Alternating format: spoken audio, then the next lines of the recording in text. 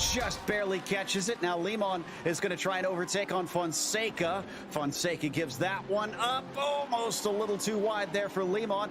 Holds tough and sending it deep around the banking, and Shell Oil, he's going to take the spot back. Fonseca, that was a brilliant move. This is full drift here from the Japanese driver. Watch this. Unreal. That car should not be still going. That is just seat of your pants stuff. Yeah, absolutely. I mean, it just kind of landed a little bit wrong for him, but fortunately, at least pointed in the right direction. This was crazy, though. And hasn't been shaken, but man, they see close to that wall. Look at the oversteer. He looks to the inside. Michael tried to cover off. He's going to squeeze him down a little bit. Tries to open up the corner. Cut back and see if he can get the launch, and it's much quicker off. Oh, but he covers him down to the inside. Oh my goodness, covers him down to the inside. I think there may have been a little bit of contact there, but Michael Johnson going to get the benefit of the draft here. You can see him closing down on the back of the 79. And there's the late move from Michael going down to the inside, trying to get into the braking zone. The red mist is up for these two, and down into the braking. Can Johnson get it done? Yes, he does. Don't count out Travis. Tries to cut back. Goes the long way around. Nothing doing. No, he holds tight. He could try and get it in there. No, now he starts to fall back. Starts to fall back, gonna try to send it a little bit on the outside of 15. Sometimes you can get a crossover there, but not gonna work. He's gonna have a wider line now into Turkey to try to carry a little bit more speed, but he's not gonna find an easy way to try to get on by. And indeed, Michael Johnson just slides that car off the apex a little bit to prevent off any attack.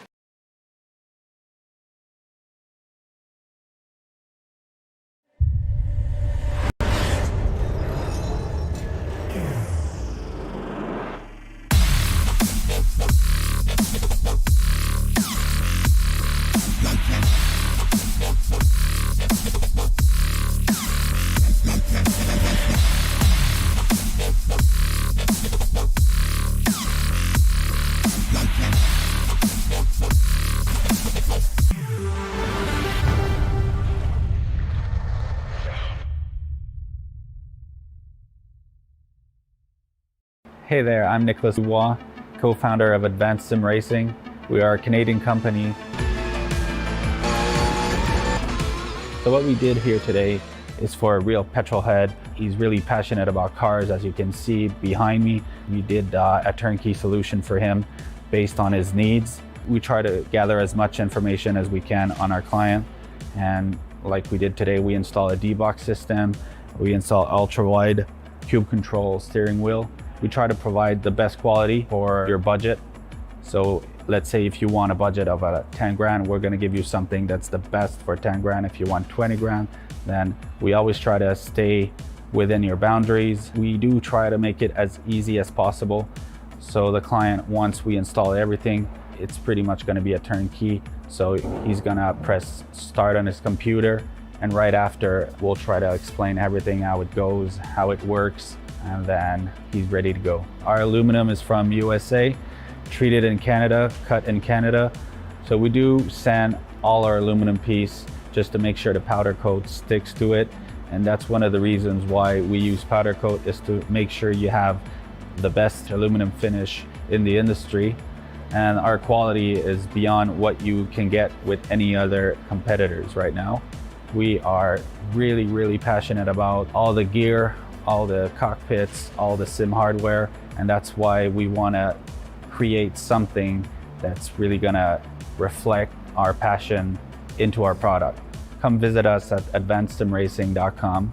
You can always reach us if you have any questions. You can call us, you can text us, you can go on Facebook, like our page, ask us questions over there, and we'll make sure to answer every questions there is. We are very passionate about what we do, and we try to make it as easier for you to go into the sim racing world, because there's a lot of gear, there's a lot of options, but let us guide you through your process, and let's hope you'll be an Advanced Sim Racing customer.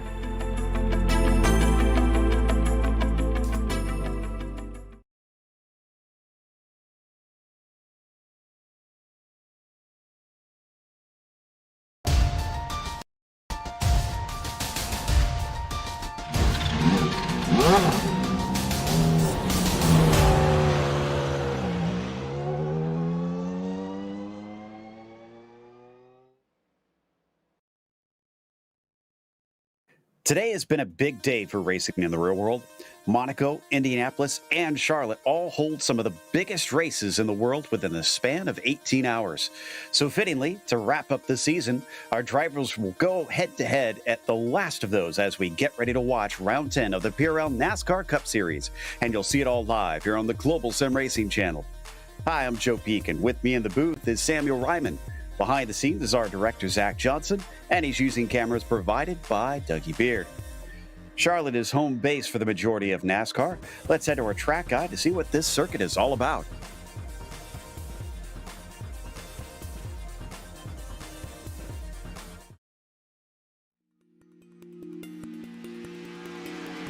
Welcome everybody to the Charlotte Motor Speedway.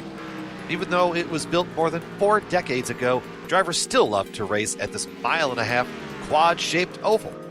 Located just a short 13-mile drive from downtown, Charlotte also shares a similar track shape to what you would see at the Texas Motor Speedway and the Atlanta Motor Speedway as well. Despite turns 1 and 2 having the same banking as turns 3 and 4, the two ends of the speedway could not drive any different. Turn 1 and 2 are much more of a sweeping corner, really carrying the speed down into the corner and trying to get that hole shot out of turn 2 down the backstretch. Turns 3 and 4 drive much tighter than 1 and 2, really having to get the car to rotate in the middle of 3 and 4 to make your entry and your exit point. Getting a lap in around here in one piece usually requires some calm nerves and a patient foot. Charlotte was one of the first speedways to install lights around the facility, giving night racing a whole new berth. Charlotte is also known for its place in the perfect day of racing every Memorial Day, acting as the caboose after the Monaco Grand Prix and the Indianapolis 500. If Daytona is the pinnacle of NASCAR racing, then Charlotte has to be just a bumper behind. Fans flock to the largest sports facility in the Southeast and NASCAR's home track.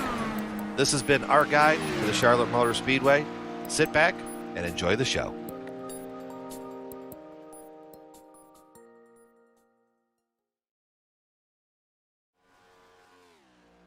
Well, Sam, I feel glad that they're ending the season here tonight. This feels like the most appropriate place to wrap things up for a NASCAR season.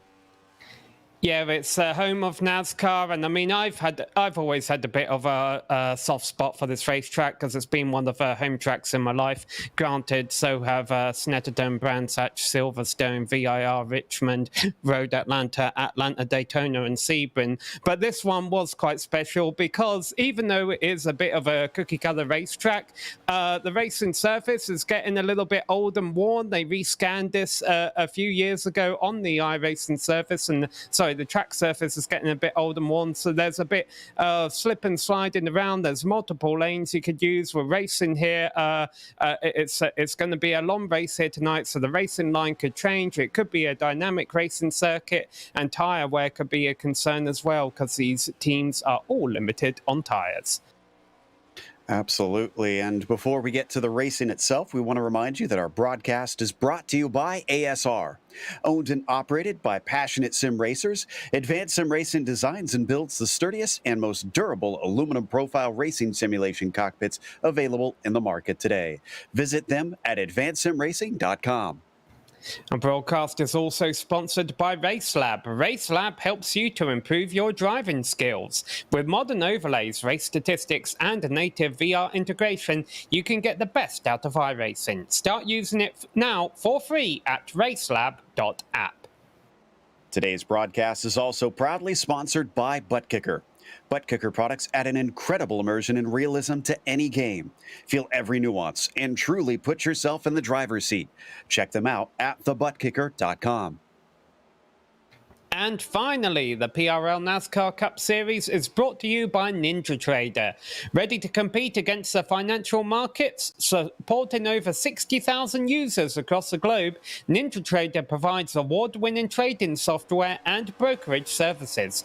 NinjaTrader is always free to use for advanced charting, backtesting, and trade simulation. Visit ninjatrader.com to get started with a risk-free trading simulator and start tracking your performance.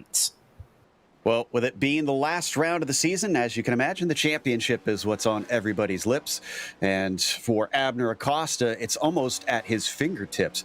25 points, the difference between himself and Trent Dinkle is a pretty wide margin. In fact, the number of cars that are signed up today, he might have clinched it just by starting the race. It depends on if we get a driver or two more. If so, then it could still be out of his hands, but it'll take some really extenuating circumstances. Josh Daniels and Pat Harvey could mathematically be a part of it if we have enough people to show up, but as it stands, they'll be eliminated unless we have a lot more people. Still, there is quite a bit to be fought for third place between those two. From there on down, look at the single point between Skip Gandy and Waldo Walden for 7th, and a tie between Mark Kalin and Mike Witt in 9th and 10th. So still plenty for the ego to be stroked if drivers want to try and finish as high as they can in the points. But we also have a teams championship in this series, Sam. And where is that sitting currently? Well, you saw on the previous page that Private Label Team Hype had positions 1 and 2. They are dominant in multiple disciplines across iRacing, and we're seeing more of that here in this championship. A 142-point lead. There's really no catching them. SGE eSports is a big umbrella team, if you will, and so they've got a little intra-team conflict actually going on for second place. It's not just Octane and Slipstream in second and third, but throw Apex into that as well, not sitting too far back in 5th place. Love Racing are thrown right in the middle of that as well. Boy, that would be a little bit of an upset, wouldn't it, if SGE threw 3 darts at the wall trying to get second in the points and Love Racing steal it away from them. But who knows? It's a 145 lap race tonight. Anything can happen.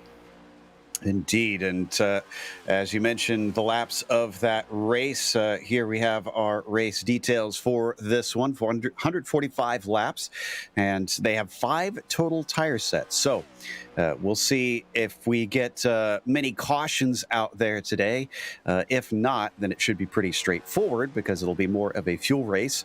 But if we get a lot of cautions, will the drivers use up their tires early, or will they try and save them towards the end so that they can try and be quick and make up spots? They have no spare car if they get any sort of damage, so they're going to have to try and get in there and bang away at the machine. Granted, if we have 18 cars and somebody blows an engine, we can then consider Abner Acosta our champion, unless we get one more car. But 24 incident limit out there as well, so they got to make sure that they don't accrue too many incidents beating and banging around this track, or else they will be disqualified.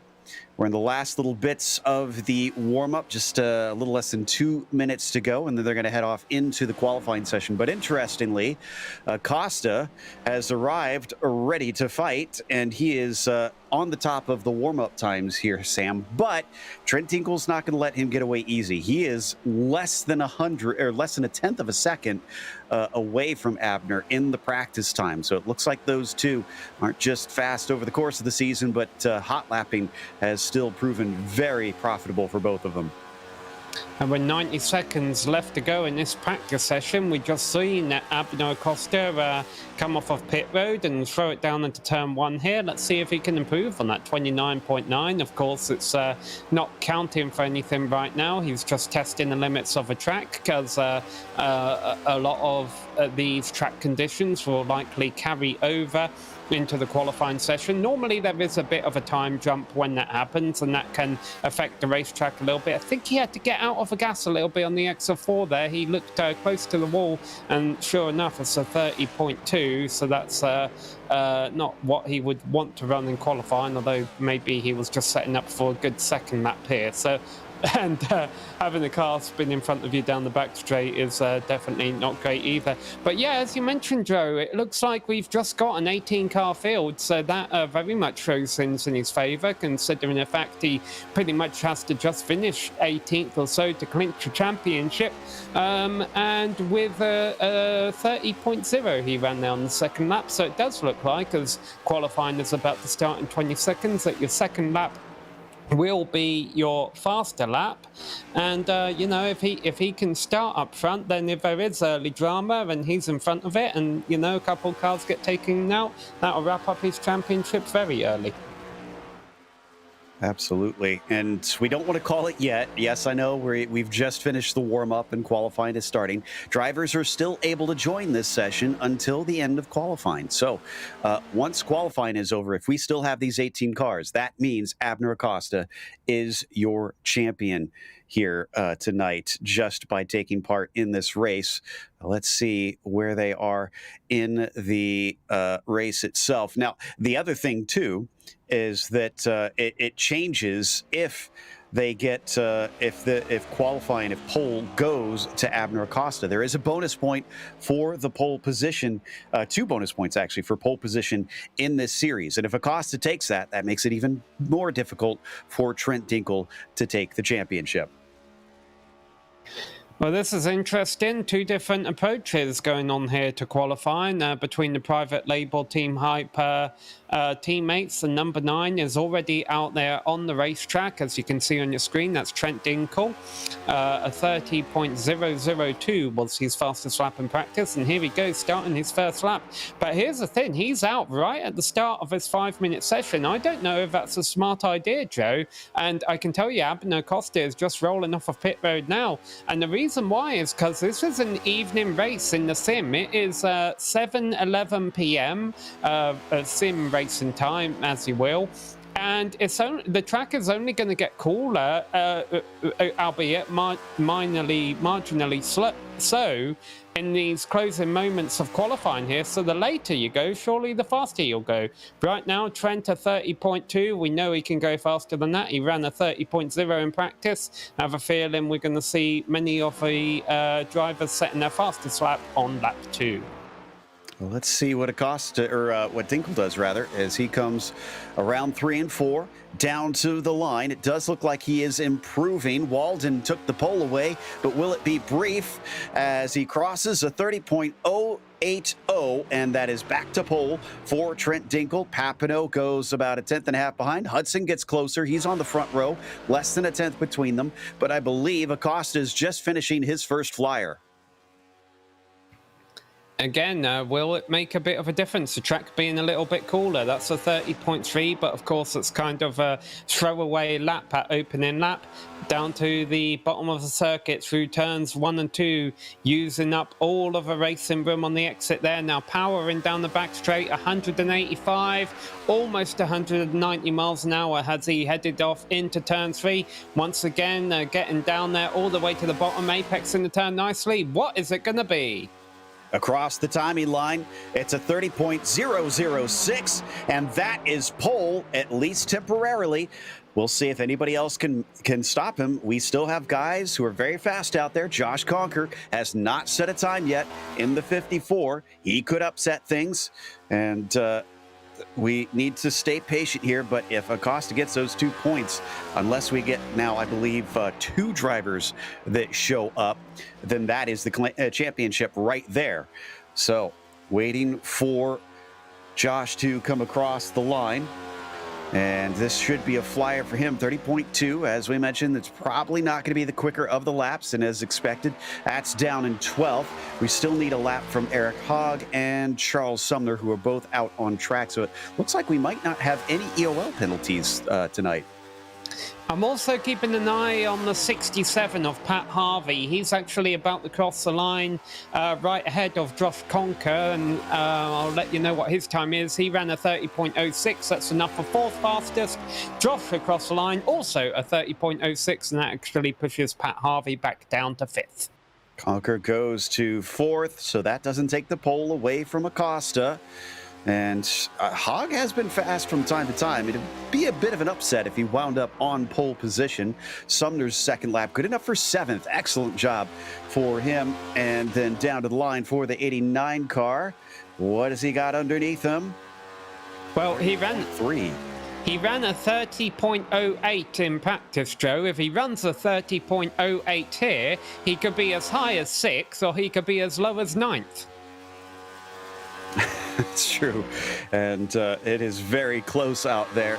Driver's staying quite tight. He's down to 17th on that first lap, and the last one to be able to take a time this evening in these last 30 seconds is he finally takes it, 30.126. That's going to slot him into 9th position. So our winner from last round, Trent Dinkel, who is trying to take this championship by a long shot, is only going to be starting in 6th. And unless somebody joins in about 6 seconds, his championship hopes will be dashed. We hit 0, and that's it. We have a newly crowned champion on the Cup side, his first championship in the Cup Series for the PRL. Abner Acosta is going to be starting from the pole, and Robert Besaw Jr. will be starting next to him. Adam Zemke will be P3, and it is Josh Conker in 4th. After that, it's Pat Harvey, P5. Trent Dinkel starts from 6th, and Charles Sumner in 7th. Waldo Walton is on the outside of that row. Eric Hogg starts from 9th, and Lou Christian will be 10th. Starting from 11th place is Joshua Daniels, just 1,000th of a second behind Lou Christian. Chris Hudson will be starting from 12th place ahead of Skip Gandy there in 13th. Eric Papineau will be starting from 14th place ahead of Jose Medina. Mike Witt will be starting from position number 16, and rounding out the field will be Byron McDonald and Thom Emasi, and that means the entire field, I'd like to say the entire field is covered within half a second, but actually it's 0.501, so technically I cannot say that. Well, let's take a look at our onboards here today, as we've got Chris Hudson in the number 43 starting from the 12th position. So there's his angle for tonight. And then we've also got Lou Christian out with us. He's going to be starting just the row in front from 10th spot. After that, we've got Trent Dinkel, second in the points, but having a little trouble here in the qualifying.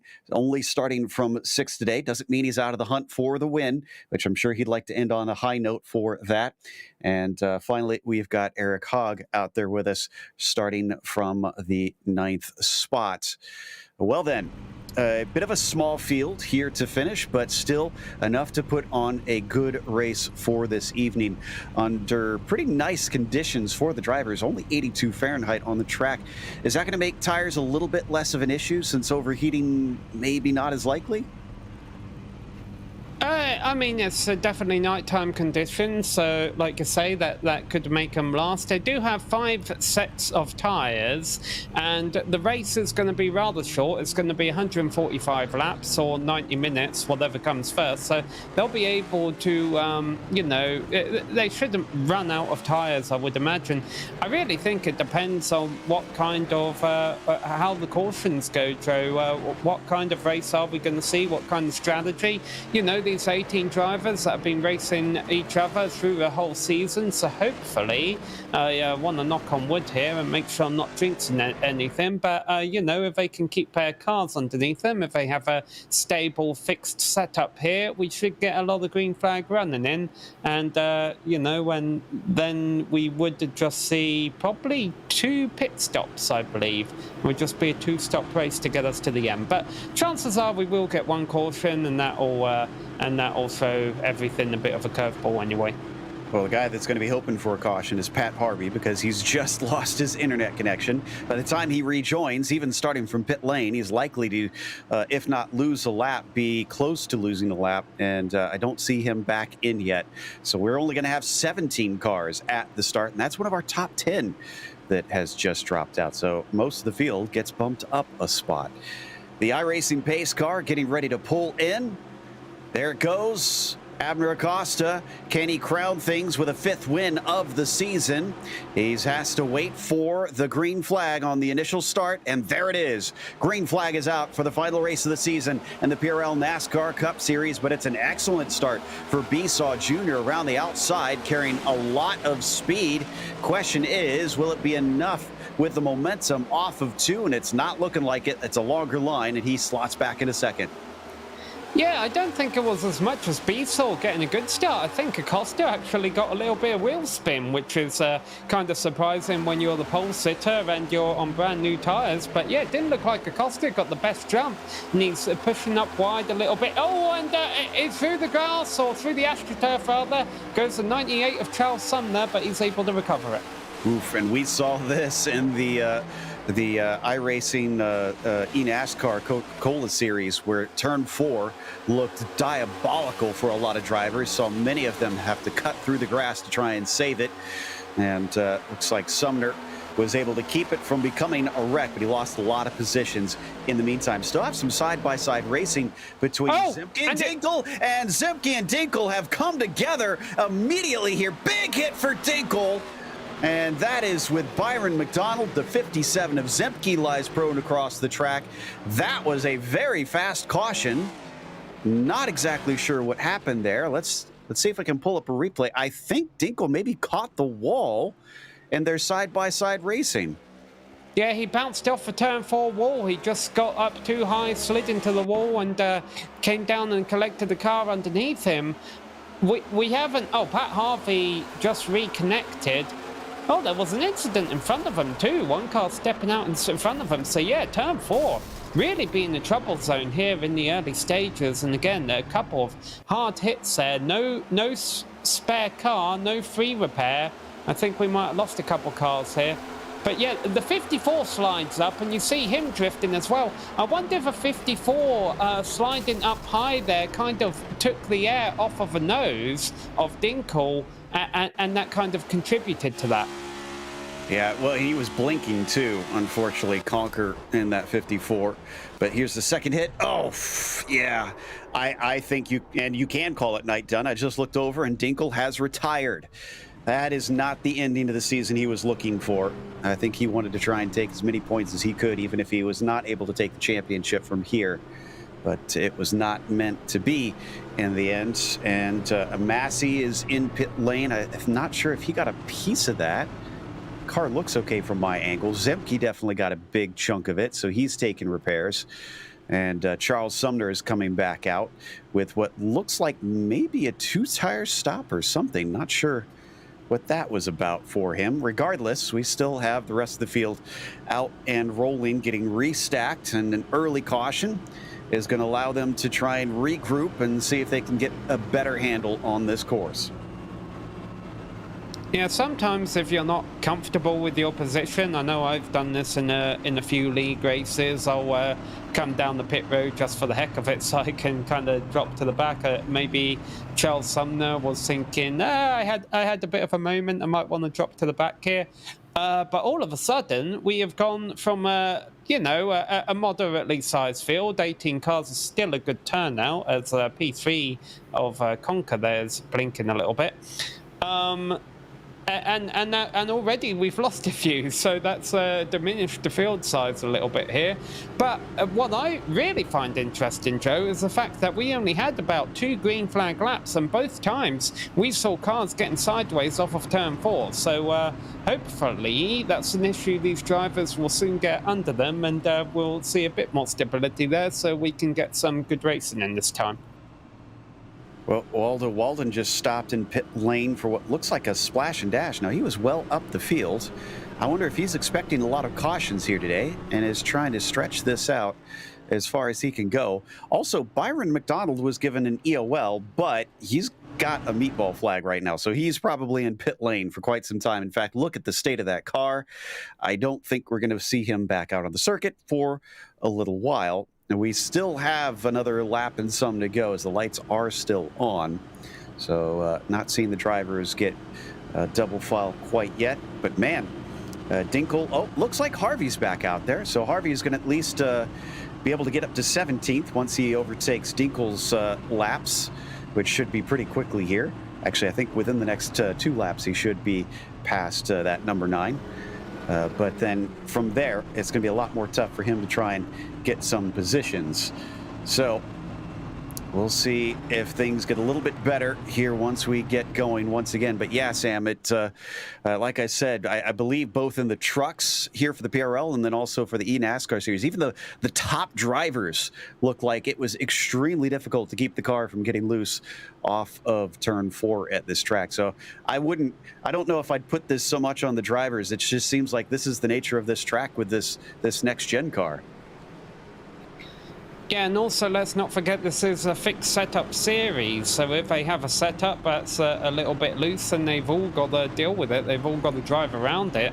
They've had a 2.5-hour practice session where you would like to think they would have gotten that underneath them. And the thing is, you know, most drivers might have control of a car, but unfortunately with the high speeds and kind of tight confines here, especially now they've kind of put that pit wall on, you know, on the front straight here at Charlotte Motor Speedway, kind of gives you a bit of a tunneling effect, a bit of makes it feel a little bit narrower.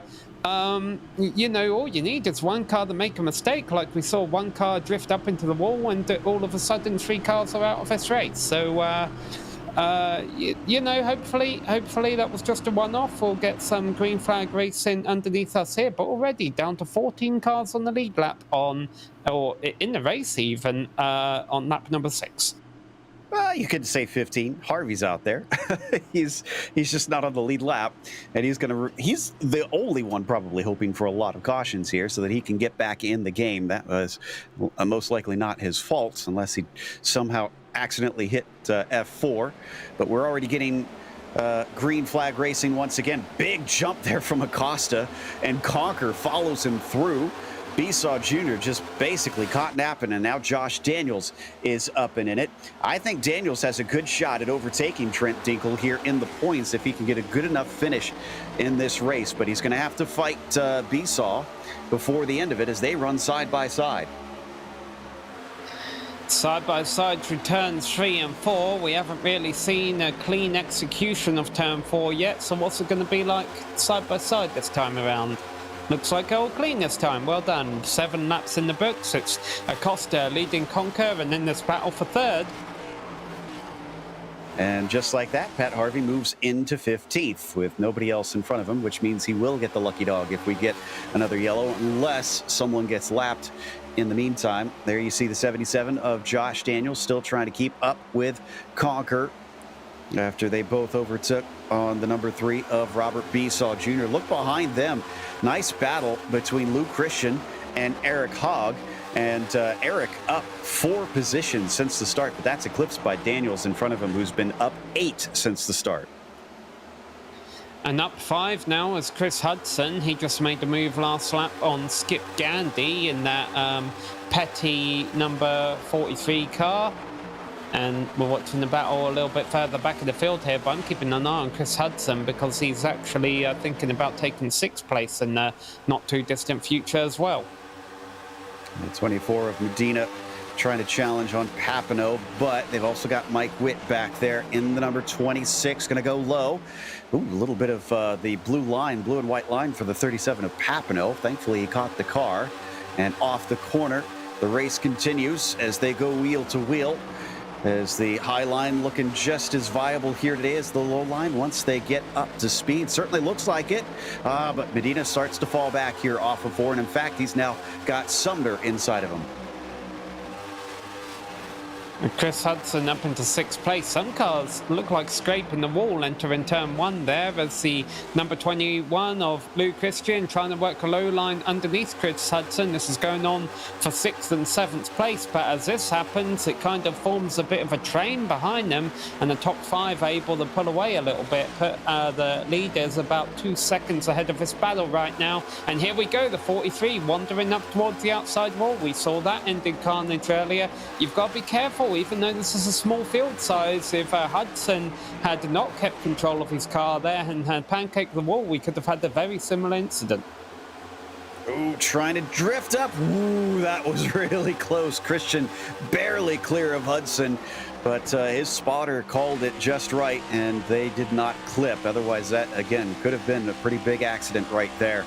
As they come off of 4. Looks like they got control of it this time. Skip Gandy behind the pair of them as we ride on board with Chris Hudson. He chases on Luke Christian, probably wanting that spot back. If not right now, at least a little bit later in the race. As you mentioned earlier, it's a bit of a long one, this one, so he's got time.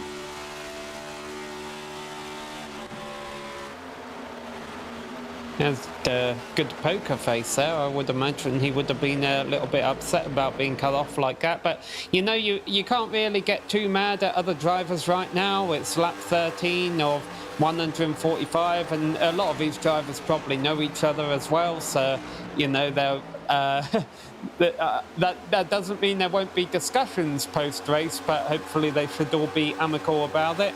But still got a nice train going from about 6th place here, but 5th place is a second up the road, so all that scrapping around for 6th position has really caused this second pack to drop back a little bit, but if they work together they might still be able to keep in touch with that top 5. Report that Zemke managed to get the car fixed incredibly. It's about 6.5 minutes, so he's 7 laps down in 16th, but doing what he can to at least collect some points here at the last race of the season. But Luke Christian, after taking that spot, has not relinquished it back to the 43 of Hudson. But like you mentioned, a lot of cars starting to form a train. Gandy, Papineau, Witt, Sumner, Walden. And then it finally breaks up at Pat Harvey. First one lap down. So that takes up much of the fields. In this middle group right here, they've got to try and keep it clean. Maybe that's why we're seeing them run pretty calmly here in single file. Nobody making any crazy moves. Like you said, a lot of laps to go. And they're probably thinking big picture. Yeah, and they're not too far behind Eric Haag. I think Haag's lap time last lap around was only a few hundredths slower than the pack behind him, but they're still within striking range right now as Charles Sumner finds himself up on the high side of Walden trying to pass him here on the exit of turn 2. Walden will not have a slipstream from all the cars running up high there, but he's still able to maintain momentum. Again, they're throwing it into that corner about 185 miles an hour. Here's where the trouble zone was earlier, but I was about to say it's been looking clean, but we did see a bit of tyre smoke there. And Sumner's trying to work his way forward. We think he may have taken tires, not entirely sure. I'd have to go back and check the pit stop. But both he and Walden definitely took some fuel on that last caution. So they're on a slightly different strategy from those around them. And will that make a difference later on down the line? Right now, it does look like Sumner's got a pretty good car as he overtakes Mike Witt after already taking Walden. Looks like Hudson is retaking P6 from Christian after it was so rudely pipped away from him, and he is already through. Yeah, we only had 2 laps of green flag running before that first caution came out, so I don't think having new tyres makes a massive difference at this point. Really, the biggest thing you can do for your tyres right now to make them last is drive sensibly. It's like, if... No, I was just kind of watching Sumner, and he's already taken another one from Mike Witt, so he's making quick work, and Waldo is too. So, and we know that Waldo did not take tires. Interesting that I guess these guys just have such better pace that they're making relatively easy passes here. Yeah, I am curious to see what happens, if anything, with the drivers who are up front right now in the long run. Abner Costa and Josh Conker, who kind of just trekked out over the rest of a pack at the start of a run. Will that hurt them in the long run? Because we've still got a long way to go before the first round of pit stops, if it does stay green, about another 40, 50 laps or so. So, if they have just kind of shot out at a cannon, thrown everything at it in the early part of a run here, will that hurt them in the long run? You got to imagine, with the season that Acosta has had, how well he knows his car, that he'd be conscious of that. He wouldn't be driving this car any faster than he needs to be doing. But still, when tyre wear is a concern around here, you have got to wonder if any of these drivers back here are saving something and can make something happen in the long run. It doesn't look like Charles is saving. I can confirm, by the way, that the 98 did not take tires. It was fuel only in his 9-second stop, and then got back out there on the track. Yeah, if he's got something in reserve, then that's a mighty quick car, the way he has gotten multiple positions and now is trying to see if he can get one more from Skip Gandy.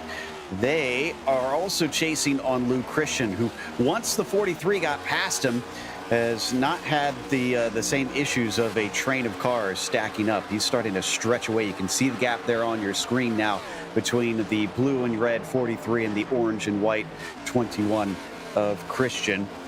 But as the stint goes on, will the cars tighten up or will they continue to loosen? Oh, and here we go. Walden is now going to try and take this away from Sumner. This will be for 9th spot, and he's got it. Yeah, NASCAR stock cars are normally built to handle loose at the start of a run, with the knowledge that they kind of do tighten up as the run goes on, as the tyres wear and as fuel burns off. And I think you're seeing evidence of that by the fact that we haven't really had any more issues coming out of turn 4 as opposed to the opening couple of laps where everyone was skating out of that corner. Josh Conker is dropping back. Abner Acosta is holding on to his lead, and I don't know, Conker is also having a bit of connection issues right now, so the drivers behind him won't be appreciating that too much. But I wonder if this is a sign that maybe he was overdriving his tyres, trying to keep up with Acosta in the short run, and now he's paying the price for it and got a few cars on his tail. Speaking of overheating the tires, looks like the 77 might do a bit of that. Oh, as he tries to keep his nose in, thankfully was given space by the 54. He's had enough of this blinking. He wants him in his mirrors instead, but he's going to have to race pretty close, which can be treacherous when the connection is not very solid for the car next to you. And unwilling to give up, the 54 holds tight, but I think through 3 and 4, this might be him giving up the ghost. No, just barely holding on. And he is going to cross the line with a bit of a nose in. And side-by-side racing, but of course this is just allowing Abner Acosta to pad his lead by a few tenths of a second, and you know, maybe he could go even faster, but he's just trying to conserve his stuff right now. And Robert Bassor Jr. there in 4th place in the Dale Earnhardt throwback, number 3, good wrench. Machine is kind of just watching on. He knows he's not going to be able to really find a way by right now, so he might just be driving it at 95-98% right now as well, waiting for these two to sort it out, and maybe he's saving up something so that when they do sort it out, he can try and find his way by into 3rd place. So there you go. The number 77 is up to 3rd, and now what does the number 3 do? Does he go into attack mode as well? Yeah, he saw one get it. Surely he thinks I can do that too. And plus, he's being approached by Eric Hogg, who's now caught up to the back of them in the 89. He probably doesn't want that car to get any closer and would like to put the 54 between himself and Eric. We'll see if he can do so, though. It's going to be a while, though, before we see if anything happens in terms of fuel and tire strategy and drifting off the corner. That was mighty close from Bassor Jr., really getting it up close to the wall on the exit. Yeah, you say that, Joe, because of course these drivers can go another 30 or 40 laps before they need fuel. But assuming it's a 2-stop race, you could, if you wanted, if you think a race is going to stay green, try and pit, I don't know, in about 10 laps or so, or 15 laps, around lap 45. Split this race into 3 equal stages of 45, 50 laps. The problem you run into there, of course, is that if a caution comes out at the wrong time, you could easily get trapped down the lap, and there might be a caution. Nice save. What a save. Yeah, that was kind of passing the grass kind of save there, but only he did it about half a racetrack earlier. Wow, Bassor Jr. with nerves of steel there, getting very sideways after Eric Hogg had a touch to the left rear quarter panel. And he's, wow, what a polite guy. He apologized in case he came down on him. I was expecting him to be a little bit more mad than that, but I think he had every right to be a little bit upset about that situation, but instead he's being rather Canadian, although I'm pretty sure he's New York. I was about to say New Yorkian. He's a New Yorker, I believe is the accurate term there for the 3 car, as he comes down the back stretch and has kind of lost touch with those in front of him after that little bit of a tip. Daniels and Conker have really run away from the pair of them, and then Abner Acosta even more so himself, still about a second and some change up the road. So the top of the fields have found pace that the rest don't seem to be able to match for now. Now, Eric Papinow just came down into the pits. I don't know if he's been listening to us and thinking, hey, maybe I should try a short stop strategy because I'm a bit further back in the pack. The thing is, I think it's way too early for that to work. But we'll see. Maybe he's got something else going on. Hey, we got the 3 and the 89 side by side again, and this time there is no contact, and the 89 makes a move. And now all of a sudden we have this wonderful moment on the racetrack where we've got Dale Earnhardt's Wrangler Chevrolet racing the Petty Blue number 43. Oh no, we don't, because the 89's still putting up a fight. But now we do. Here we go. Earnhardt versus Petty. And it looks like Hudson is going to take a little bit of a peek, but then decides against it. That got awful close again between Bisson and Hogg. It almost looked like Robert did kind of pinch down that time. This time off the corner, he takes it right up to the wall. And this might be a little bit of an easier pass for Hudson with how out of sorts Bisson seemed that time. And yeah, he drops back rather quickly, and he is going to fall into 6th position. Now, Papinow's situation is weird because he's still in pit lane. This is not a normal stop. I went back. I did not see any sort of contact with the wall, so I'm not sure what happened to Eric that has caused him to have to sit in pit lane this long. He does not have a meatball flag. Something weird is going on with that machine. And that is yet one more that is going to be losing positions, which is great news, actually, if you're Pat Harvey fans, because he's now up to 14th. Zemke, a little bit longer to go, and he's still down in 16th. Robert Bassor Jr. burned his tyres off in the short run, I'm assuming, because he is dropping back right now. Everyone's just flying underneath him. There goes the 84 of Waldo Walden.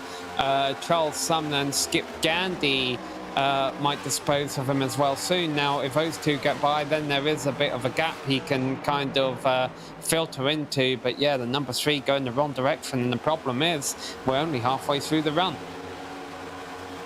Yeah, and well, Sumner's been going the other way. He's been climbing upwards, so wonder how easy this will be for Charlie here, as he's going to try and ride the high side. Is he going to cut down and use the over-under? He wants to. He gets a pretty decent run, and he's now got the overlap as they cross the start-finish line here to begin lap 38. He is now through. Charles Sumner into 8th position. He's only 1 spot down from where he began, and he's got more fuel than those in front of him. And this is actually toward the tail end of the lead lap cars, of course. They're still lofty positions because we only had 18 starters. We lost a lot of them at the, well, about 3 or 4 of them at the start of a race. So these are still for top 10 positions, but at the same time, they're kind of a tail end of a lead lap.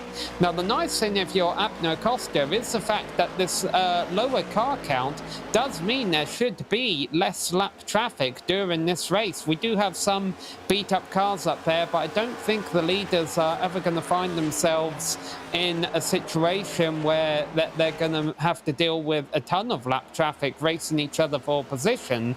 And that's bad news for everyone whose name isn't Abner Costa, because not only does it mean that Abner's not going to get held up by a lot of lap traffic, it also means that he gets a clean track for most of a race while he continues to lead. And so, of course, he's getting fresh air to the front of that car, and that's going to be keeping his tyres in good condition. There goes 57, just staying high. He's going to allow Abner Costa through, or at least wants to try and let him through. There he goes.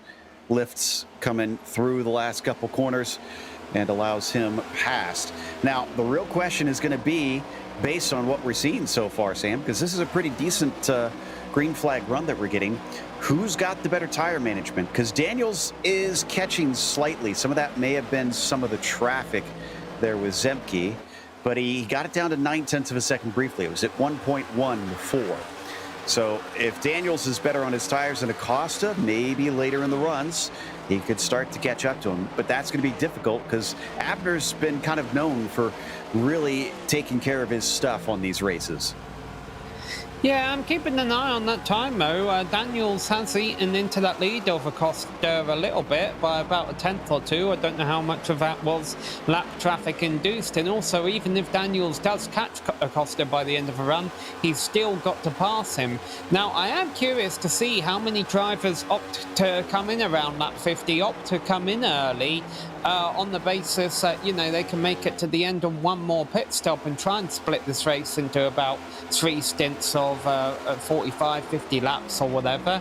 We got a lot of racing going on right now, so, you know, there could definitely be some strategy play here. The drivers who are having good races, who have been taking care of their tyres, such as Acosta, such as Daniels, they might as well run this out. But the drivers a bit further back in the field, maybe they want to try something.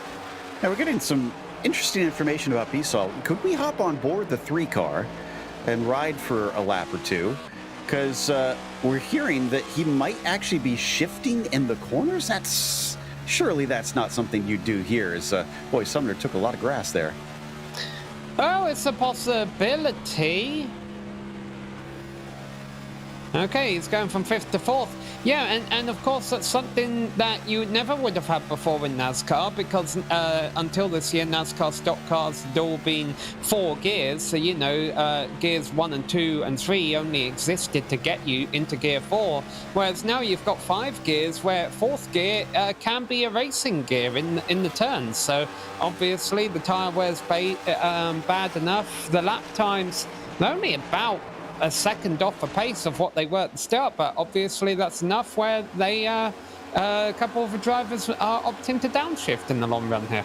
Conker gives away another one as Hudson just took 4th place there in the 43 car you see on your screen. So that begs the question, because this is a whole new world for me, coming especially from the IndyCar side. Does that mean those who are staying in 5th might be saving a bit more fuel than guys like Bissell? Yeah, possibility, but it's probably not that much, would be my guess. And I was wondering at the start of a race, Joe, if that caution we got at the very start could lead to some people one-stopping, but I think you're asking too much at that point. They would have to get to lap 75, lap 80, because, you know, we haven't had a second caution, and I'm not sure I see that happening. Well, I mean, interestingly, the NASCAR race was won on fuel strategy, going very, very long. Now, obviously, that's slightly different from what we have here, but could we wind up with a similar situation where somebody could save and go that little bit farther than their rivals to try and steal a win? Right now, we're watching Walden see if he can go by Conker, and Charles Sumner has also caught up to Josh. Seems like those worn tires for the 54 are really hurting him. That, or he is someone that's trying to make this on a single stop and he's just light-footing it out there. Maybe this is something where we're missing a trick and he's being a little bit clever than we are. And he's not going to be overtaken by Walden, at least that corner. But he's still going to have to stay on the high side. Walden drifts up just a little bit, but he stops the progress before he gets into the side of Conker. And he's going to be able to be ahead at the line on this lap, but the pass is still not done. Yeah, and this, obviously, this is not good for your tyres, and it's holding them all up a few tenths of a second, allowing the cars in front of them to run away a little bit again. But they get all single filed out as they go down the back straight, coming around to complete lap 49. So this is right about where you would want to split the race up into thirds, as racing in the dark. Well, we're going to be going into dark, you know. This race will transition. This racetrack is going to be transitioning. The drivers can't really stay on top of a setup here in a fixed setup race. You know, everyone's going to have to race around it with the car that they have. And we'll see which drivers do a better job of that. Oh, there was a message from Josh Conker. I didn't quite make out what he was saying, so not sure what that was about. And I think he was letting. Oh no, that is Luke Christian behind him. Excuse me. I thought he was talking to maybe a lapped car to tell them to go on by him. But he's certainly not going to fight Luke Christian. He gives him the inside. And now that's down to 8th place for the 54 here pretty soon. So still holds tight down the backstretch, but I think this is going to be done through 3 and 4 at this point. But we're getting close to where that pit window is probably going to open up. Everybody's trying to... There comes the 3. Robert Gasol Jr., one of our early stoppers.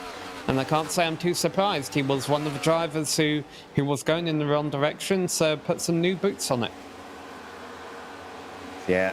Now, this, of course, will put him under threat of a caution trapping him a lap down.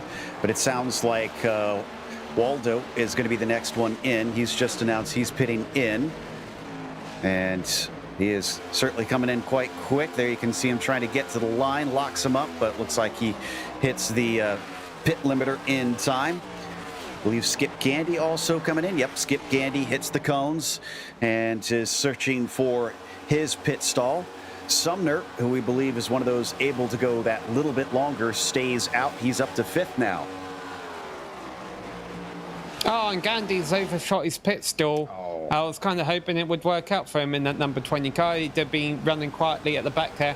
By the way, let's give a shout out to Gandy and the other car you see in the pits there, Papinal, both running in paint schemes in support of the US military, the US Army on Skip Gandy. It is Memorial Day weekend here in the United States, so there's actually a few patriotic paint schemes out there on the racetrack, and just want to, I was born in England, but I love living in this country. I think a lot of us can say that, and it's we definitely want to give our thanks to all those who have served, and our gratitude to all those who have served and are serving. Absolutely, and I'd love to see the sim racing community getting behind that cause as well. But up at the front of the field, Acosta carries on. He's not pitting yet. I haven't heard any mention from him that he's going to head into pit lane. And let's see. It looks like right now Jose Medina was just in. So Walden is going to be our highest driver to have pitted here pretty soon. Once he goes by Medina, as we got another car in, and that is Lou Christian who pits. We're expecting a Massey and Sumner to be staying out the longest of anybody, most likely. Probably hoping for a little bit of a caution to see who they can keep from having an easy time out there today. This is Acosta on your screen, going by yet another time and electing not to pit in. Well, of course, the pit cycle is normally one of the times where you do tend to get the most cautions. But before cars come into the pits, they could easily blow a tire, or they could not communicate well to cars behind them that they're coming into the pits and get run over. And then when they come out of the pits on new tires, the car handles a little bit different. What we got going on here, a couple of drivers racing side by side as they come back up onto the racetrack. Oh, 3 wide! Not sure the 24 knew that they were already 2 wide above him there. Ooh, that was sketchy. And I do believe Jose Medina got himself some sort of penalty, as he had a long pit stop, unless he was trying to take some repairs, because it was a 36-second stop, which is a short penalty. So I don't know completely what happened. Oh, and Charles Sumner's already coming in. He's gonna come in earlier than a whole slew of other cars that did not pit yet. So that's a little bit surprising there. Looks like he's gonna be able to get down to pit speed in time. We're waiting on Acosta, Daniels, Hogg, Hudson, and Conker. I see Pat Harvey is not pit yet, but that's a bit of a moot point. He's probably trying to do any trick that he can to get a lap back here, and staying out long is obviously a little bit more ideal for him. So everybody in the top 5 just keeps on keeping on as we hit lap 60, a single caution thus far. We're thinking somewhere between 60 and 65 laps under green. So maybe what, about lap 67 for these drivers that are trying to go long here? Yeah, it's possible. I'm not entirely convinced you want to run it all the way until the tank is dry, and I think that's why Charles Sumner came in. You know, maybe he was thinking, like I was mentioning a couple of moments ago, that, that there's a high chance of someone spinning out when they get on new tyres, you know, off of turn 4 again, like we saw at the start of a race, and there'll be a caution, and I don't want to pit too early. But that's not happening. You know, everyone's been able to get on and off pit road cleanly without any drama. It looks like this race has a green flag feel to it. So I think the drivers who are going on here 65, 70 laps are just throwing away time right now, because I'm not convinced any of them can make it to the end on one stop. Yeah, we're already hearing drivers are making up massive time on fresh tires. And the first of those is still Waldo Walden. Now, it'll swap back around. He's going to have the oldest tires of everybody once the pit cycle is through. And that obviously will put him at a disadvantage. Well, I take that back. Esau Jr. technically would be the one, but he's not leading of the pair of them. He's second in that group, but they are definitely gaining quite a bit each and every lap around here. There you saw the comparison between Acosta and those who have already taken their tires coming around onto the backstretch, still showing no signs of intending to pit in. And yeah, he's going to stay out. He is not slowing down as he comes through 3 and 4, but neither is Daniels behind him. Eric Hogg, looks like Chris Hudson. Josh Conker, who was struggling a little bit, either struggling or trying to save fuel. Conker's about to lose a lot of time here, Joe. He's gone around another lap, and the problem is when you do this, he's got 4 cars behind him on faster tyres, and he's going to lose a lot of time this lap because all of them are going to go underneath him. His lap time is probably going to be an extra second off the pace just because of how many positions he's about to lose here. Sumner grabbing a bonus point there, setting the fastest lap of anybody in this race. And yeah, you're right. Everybody just made it look easy going past that 54. But he is running this pretty long here. And he's got to make it to, I think it's lap 72, 73 to make this a one-stopper. So he's got a long ways to go if he's looking to try that sort of strategy, which will be quite the stretch. And in comes Daniels. And now the problem for Abner Acosta is here, the top 3 were close enough that Daniels could try and pull off an undercut here. Abner Acosta needs to come in this lap if he doesn't want to lose the lead. See if he responds. Still not seeing him announcing that he's pitting in. Hogg stays out. Hudson, Conker. It was only Josh Daniels of those top 5. And there he is. You were spot on the money there, Sam, as Acosta's strategist agrees and calls him in. 45 miles an hour down the long pit road, and there he can see his rivals going back out onto the racetrack. But of course, he's still got to serve his pit stop at the end of pit road here. And the nice thing is, because he's a pole sitter, he'll be able to go full beans once they drop him off the tracks. Looks like Conker's going to follow him in as expected. 4 tires going on to the number 5 machine, with the left sides now popping up and then slotting in behind Conker. Oh, Conker missed his pit stall by a pretty good margin. He backs into it under green flag stops. That's going to hurt extra bad. So here he goes, getting back up to speed. Eric Hogg is also in. Hudson, though, continues to stay out in the 43. And he's been running pretty fast laps, but that's it. 68 is the most he can go. And that'll be the last car needing to pit, well, barring Pat Harvey, of course, who's still 4 laps down. We'll make it 3 laps down now, as he is probably going to be able to go, well, about 3 to 4 laps longer. Uh-oh. Trouble for the 05. Oh, no, he hasn't pit yet. My apologies. But that's how slow. You know, he did look to be going very slow on camera. I wonder if this is a one driver trying to make it on just a one-stop strategy. Well, he did pit during the first caution, So he's able to go long, and this makes sense with the strategy that he seemed to employ. Hudson just getting back out on the track and losing a lot of positions. And as you were predicting, Sam, it looks like Walden will be our leader after this cycle ends. Charles Sumner is in third, well, will be in second, and then Luke Christian will be in third. Yeah, so I was surprised at how much track position Abner Acosta lost by going that deep into the run. However, I don't think he's too concerned, because right now he's got fresher tyres than everyone in front of him, and he is just passing them left and right. Yeah, with those who waited longer, now it's going to kind of swing back in their favor, even though they came out behind. They don't have the track position, but they have the fresh rubber to try and utilize. As you can see, Acosta just making it look easy going underneath Robert Bissaw Jr. That gets him into 5th spot. We still have 12 drivers on the lead lap right now, so only a couple more have been lapped in that pit sequence. Jose Medina, one of them.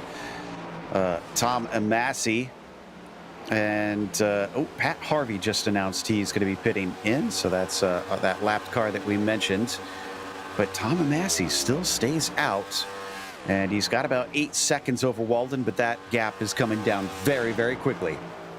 He's throwing it as deep into the corners as everyone else. Where he's saving fuel, Joe, is he's not touching the gas pedal until he's pretty much at the exit of a turn. Oh, and now he announces that he's pitting in. So that is right at the halfway point. But again, it's not like he did this from lap 0. And I think he might actually be out of fuel. Yeah, he's slowing down very early here, and he's already down to 40 miles an hour. Yep, I think he ran out of fuel. So he's new leader, Sumner. Sumner goes by Walden. Oh, interesting. Charles Sumner now puts himself in the catbird seat. And I believe Charlie did take a win this season. I want to say at Dover. Let me double check the stats on that one. But this wouldn't be the first time for him to get a victory. Amassi does manage to get to his stall in the end, but he's probably going to go a lap down here. Costa's got to be a little bit patient here, because he is so much faster than everyone in front of him. But, you know, that they're not ghost cars. He can't just drive through them like it's a time trial session here on iRacing. He's got to do it the hard way, try and find a way around them. And right now he's doing it up high and up into 3rd place, and now down low and going to go into 2nd place. So continuing to pass them left and right. And I have a feeling that Sumner will be able to enjoy this lead for about 30 seconds more.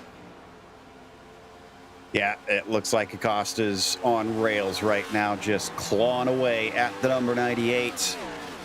And it was a valiant effort.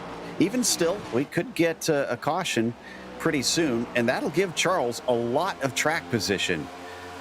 So this wouldn't work out too badly, even if he did lose the lead, which happens right now. There goes the 5. He is back to the point. Probably going to get the most laps led bonus for this race based on how things have been going, especially since we are halfway through, and he has been at the point for almost all of the half that we have witnessed already here. Walden also gaining a lot of positions in that pit stop exchange, as well as Luke Christian. Daniel's down a few into 5th. I say down a few. He's still 6 up from where he began this race. Everyone from 4th to 6 is 6 up from where they began. Luke Christian, Joshua Daniels, Chris Hudson started 10th, 11th, 12th, now running 4th, 5th and 6th, but it's still quite dynamic right here in the middle of a pack. Only 6 seconds covers the top 9 right now, so even though we have a variety of strategies and looks like some cars are going the right way, some cars are going the wrong way, it's still quite close. Still have only had that one caution at the very beginning of the race as well. Ooh, right in the rim there. It seems like Luke Christian not afraid to get right out to the wall, as they're going to have more overtakes. That is going to be Walden, who looks like he's starting to lose yet more to the 43. And yes, there goes Chris Hudson very quickly by. In fact, I wonder if Hudson might be able to overtake on Daniels as he's gaining on him down the backstretch. That's how much more he has on those tires.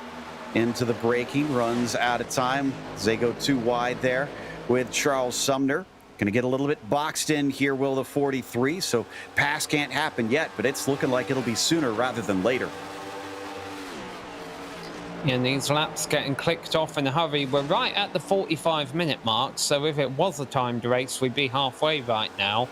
So again, that is a bit of you know, a caution to the drivers that if we do get a little bit of yellow fever in the second half of this race, it could very easily be a timed race. But fortunately, so far, just that one caution early on where everyone was kind of sliding around on the new tyres. And obviously, tyres, the tyre allotment that the drivers have isn't going to be a concern anymore. They'll be able to get to the end with fresh tyres whenever they need them, I should imagine. But right now, everyone's got to think about how they're going to get by Abner Costa. Now, in theory, the pit window is open or opening for your second stop if you really want to try something dramatic and do a short stop here, gamble on it going green to the end, maybe see if you can beat Abner that way. That's a fair point, and not sure if that's the winning strategy, but you never know. If anything, Chris Hudson right now, who we're watching, has 2 lap fresher tires than Abner Acosta. So keep an eye on that gap there on the tower at the top if Hudson's got better pace than him. If not, that's bad news for everyone, since that'll mean that Acosta, even on a little bit of older rubber, is able to outpace his rivals. That'll make it difficult. He's already had a phenomenal season. 4 wins, 8 top 5s in 9 races. So only once has Abner Acosta not managed to finish with the top 5. As we got a car with a lot of smoke. I think that's Zemke. Yeah, that's Zemke. So he must have repaired the engine to the best of his ability, and that best was not good enough as it blew something. Yes, I'll be coming into the pits probably for retirement now. To give you an update on Eric Papineau earlier, he had to take care of a family matter, so that is why he came into the pits and retired from the race. So we wish him all the best there. Hope things are going all right. Still got 11 cars on the lead lap, and you can see a lot of them are still quite close together here. A caution would definitely change the complexity of this race. So we'll wait and see how that all unfolds, as again we are definitely in that final pit window now. Spare a thought for poor Pat Harvey. Lost internet connection, is out of this out of the running, all due to something that was out of his hands, and was hoping to at least, I'm sure, get a caution or two somewhere in there, maybe early, to try and get the wave around, get closer to being able to try and fight for a few positions. But poor guy has just been stuck 4 laps down ever since he was able to join into the race session, and there's just nothing for him to do but pray that more drivers like Zemke drop out of their own volition if they're not going to get cautions the way things are flying. We're down to 14, and Harvey is the last driver on the track now of our 18 starters. Acosta continuing to click off laps, as once again we see Haug making the move here underneath Lou Christian, and that was easily done. Looks like Hudson's cutting down on that gap. Can we get a lap comparison between the 5 and the 43? Because I do think Hudson is mildly faster here, and it might come down. Yeah, there you go. Very consistently chipping away. Many of them almost a full 10th, which in oval terms is quite big chunks, actually. So it'll take him, about 20 laps, I guess, if he gets it about 1/10 of a second a lap. But that's still plenty of time to go. Granted, they will have one more stop, and that could make the difference right there. But it does seem like Chris Hudson has got a strategy that for the time being is working. Yeah, well, his tyres are 2 laps fresher.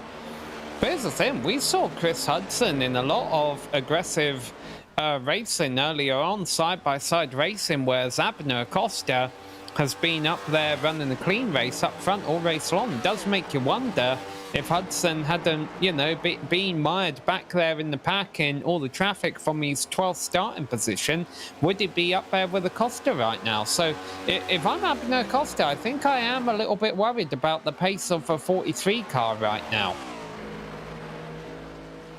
Yeah, I'm sure he's watching it. It's down to 1.8 seconds, and he can definitely see that. As, there's no car between them. So his relative box in the simulator is telling him exactly how far back Chris Hudson is at all times. Question is whether or not he's looking at that, and if he wants to even pay attention or just run his own race. He's made his strategy, and obviously he can still change things a bit and try to adapt on the fly, but for the most part, he's made his bed. Question is, can he sleep comfortably in it? I think he can be comfortable right now. He's just got to be a little bit more wary, a little bit more conscious of what Hudson does, what strategy games he plays. Now, the nice thing for him is that if Hudson did come in, he could, Acosta's got enough of a lead, he could still respond a lap later and hold on ahead of Hudson. But yeah, no, he's definitely a cause for concern. It's not like we can start putting Acosta's name on the race trophy yet. We know we can do that with the championship trophy by this point. But this race is still up for grabs. Sumner is having a bit of trouble here. Now, his laps, I guess they are older than... No, they're not older than Walden's. So somehow, the 84 there you see at the front of this group, who has much older tires, has held on so well to them that he's starting to repass some of the drivers who should theoretically have fresher tires and better rubber underneath them. So earmark that number 84, because he's doing some strange things out there. Yeah, I was trying to say something like this earlier, but a Ford F-150 will get better gas mileage than the Toyota Prius, depending on how you drive it.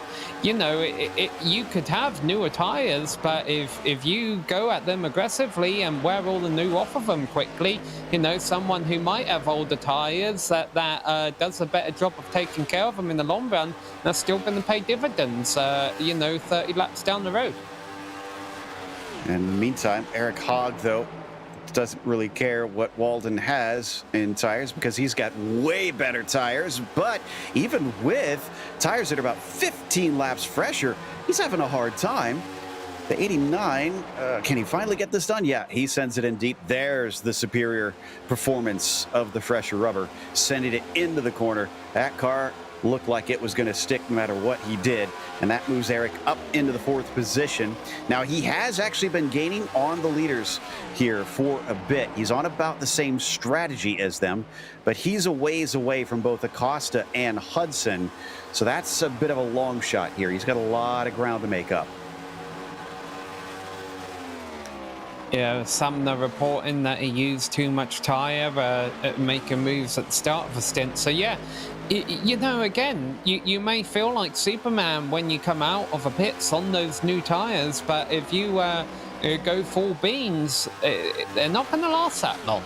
But I think we have came to a point now where a lot of the leaders are running similar kind of lap times. Hudson doesn't really seem to be able to get much closer than 2 seconds to Acosta. Daniels, likewise, is hanging out there about 3.5 seconds back of a race leader, about 1.5 seconds back of Hudson. So now it really becomes a new game. These are the positions that everyone has. What strategy card are you going to play for your second pit stop? We've got 50 laps to go. We can definitely make it to the end on fuel. This is right about the 2/3 mark of a race, so some drivers may opt to pit around now, but we saw what Acosta did in the long run. He went long, and yes, he did lose a lot of time. He did lose a lot of positions during the round or the first round of pit stops, but when he came out there on his fresh set of Goodyears after everyone else had already been out there for 10 laps, he just made easy work of them. let's not forget they only get 3 more sets after this as well. So they gotta hold on to something just in case, for some strange reason, we wind up getting some cautions at the end. So I wonder if this is drivers thinking better to try and go long and not force myself into a situation where I have one less set there at the end and everybody else around me can come in more times and just outgun me with equipment. But right now we're watching Charles Sumner here on our screen. This is the fight for 5th. This is Walden ahead of him in the 84. And Christian behind him in the orange and white 21 machine. As somebody's down pit lane, and that's Besaw, who was one of the early ones in last time. Skip Gandy also follows him in. Now, this is definitely before they hit the end of the pit window, so they're taking your strategy, Sam. Yeah, and a nice run by Sandy. I hope he hits his pit marks this time, because let's not forget he was kind of running at the back of a field before the first round of stops, overshot his pit stall, but he was still up there keeping up with them. So let's see if he has a better go around this time. But those are 2 drivers. I think everyone's going to have to respond here. Yeah, we already see another car coming in the background. Yeah, that's Mike Witt, who is pitting in, which I think was pretty much the same strategy as before as well. Pitting in just after those first 2. Finally stopped. Meanwhile, coming off of turn 4, that was Christian and Sumner. Christian still poking his nose, still trying to hassle that 98. Not sure if Lou is also listening to the broadcast. If he does, maybe he knows that the 98 has been talking on the radio about his tires being a little bit worn. And did Walden just announce he's pitting in? I think he did. Yep, there he goes. So Walden is pitting, and behind him, gaining a lot of time under braking there. Luke Christian almost looked like he had to hold up for a second, trying not to run into the back of Walden. Yeah, almost looked like he had too much rear brake there too, and almost T-boned him on pit entry. That might have been an optical illusion from the camera angle we had there at the other end of pit road. But yeah, they're coming in nose to tail. You know, depending on how well their virtual pit crews do, because not all virtual pit crews are the same, could be a change for position on pit road there. It could be, and Robert Besaw Jr. pitted a lap before them, so he could be jumping them. And, oh, it was close. It was close, but Christian still has to make up the position on track, as they're not passed by Besaw quite yet, who looked like he was struggling somewhat on his tires compared to a lot of his rivals as well, having pit early. And Christian is getting up to speed, but Walden is running away from him now.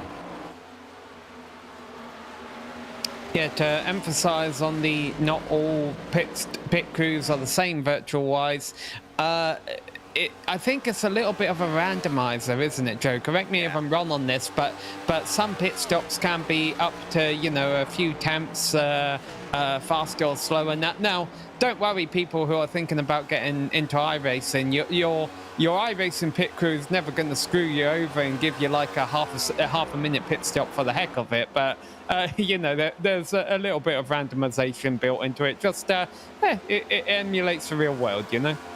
Absolutely. And yeah, it certainly can be frustrating, but I'm sure it's just as frustrating for real drivers when something out of their hands loses them a spot or puts their rival right on their tail or costs them what they were trying to gain. Josh Conker, in the meantime, is pitting in now. And driver now out on the oldest set of tires is Jose Medina in the 24. We'll see if he decides to pit in next, because the trend has been very formulaic so far, Sam. Those who pitted early are pitted in almost the same order that we saw in the first set of stops. Everyone who hates exercise, which is including myself, is going to tell me to shut up. But you know what iRacing could do? It is try and encourage a workout routine or something where if you pretend to do jumping jacks with your pit crew before the race, and you can prove it like with a Fitbit or something and wire it into the program, all of a sudden that, you know, takes a second off of your pit stops. But I'll shut up now. I'm not giving iRacing any ideas, but it just came to me. To turn your ring fit into your steering wheel, I guess. Well, We've got Jose Medina here coming into the lane, and that is Tom Massey, who unfortunately ran out of fuel last time, so he wound up a lap down. He's kind of out of the hunt here. So, Josh Daniels is in. So the 77. Now, he could play a key role in this, because if he jumps Acosta and gets the track position, Jose Medina being held for speeding. Oh. I want to keep an eye on that 77 of Josh Daniels, because he was coming in quite fast as well. I think he got it woe down. Let's see, left side's going up. I see no black flag next to his name, okay, so, going down. There he goes. Yep. That's, by the way, speaking of giving iRacing ideas, I want to applaud them. Giving us the flags in the iRacing sim itself. Chef's kiss. It has made commentating so much nicer from our end. Actually seeing when penalties are handed out in live time to the drivers has just been a boon to us. But the 5, no surprise, he stays out for more laps himself. Chris Hudson and Eric Hogg are still rolling. Now, Charles Sumner, Charles Sumner is in right now. A little bit of tire smoke, but nothing wrong with that. 37 laps to go. Again, Acosta going deep. A few drivers going deep. I would question this, knowing that he's going to lose the lead when he does come in for his pit stops, because of how much faster those drivers who have pit are going than him. But that being said, Acosta proved the last time that he was quickly able to retake the lead. So I think he knows what he's doing. He's on top of this. Well, I think it needs to be, from what we've seen, it's either you have to react immediately. You can't lose too much time and do it the next lap, or you need to really make it drastically different enough so that you've got the fresher rubber. And Acosta actually is pitting in this time, which his response then would be not to any of his main rivals, except for maybe Charles Sumner, who was a little far back for that. So maybe it's the opposite. Instead of reacting, maybe this is the time that Acosta is taking the initiative and he's trying to get the jump. Yeah, well, the other nice thing about this is there's only 35 laps left to go. He's not gonna, murder those tires in 35 laps. So even though he could have gone a little bit deeper, he's gonna have nice tires all the way until the checkered flag now. However, I think Josh Daniels is going to jump him, because remember, he pitted a couple laps earlier. In fact, I think it was about 3 laps difference. So I'm pretty certain the 77, and here he comes. He is going to be able to take the effective lead once Hogg and Hudson both pit in. Those are our last 2 that need tires here to, fuel really, to get to the end. Are you sure he's going to pass him, Joe? I think Acosta's got him covered. You might be right. It's going to be close. He's going to be right on him, but now Acosta's tires are 3 laps fresher, and he's got the track position. Well, good catch there. Sure, Daniels, how close he was. He was going to be able to sneak by.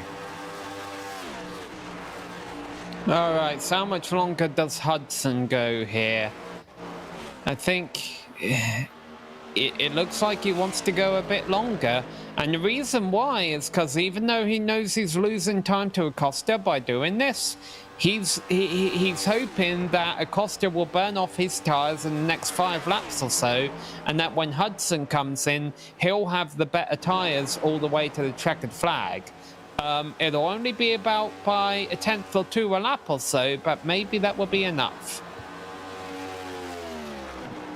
All right. Well, right now, Acosta is outrunning what looks like 30.3s at the end of the stint. Or, well, actually, I could look at the current stint there for these guys. 31.2s, 31.3s. So, yeah, about a second a lap faster currently is Acosta compared to Hudson. Now, switch that around, and if Hudson goes as long as possible, which would be a little less than 20 more laps, he'd have significantly better tires, but I don't think he'd have time. He'd need to pit in probably within the next 10 laps.